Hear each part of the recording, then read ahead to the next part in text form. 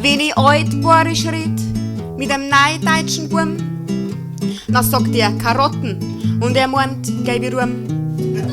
Dem ist sogar so, dass er mich gar nicht versteht. Da merke ich wieder, dass mit uns Borns entgeht.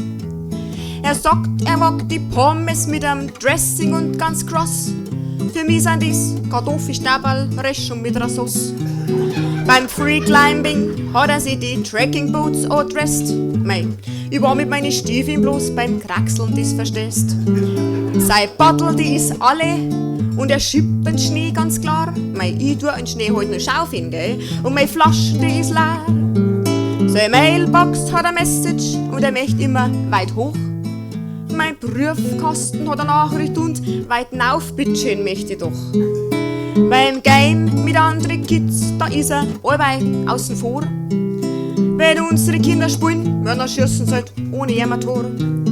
Mit dem Mountainbike fährt er zum Fleischer und da holt er ein. Mit dem Radl fahr ich zum Metzger und ich kauf was, das ist fein. Sein Bike, das steht im Carport und die Rollerblades dazu. Mein Radl steht in der Schuppe, samt die Rollschuhe für mein Burm. Sein Zip, der geht voll easy, sein 5 Pocket Jeans ist ein Muss. 5 Taschen hat meine Hosen und einen gangigen Reißverschluss. Sein Sportsclub hat eine Ziege und sein Boyfriend, mein Lieber, der ist heiß.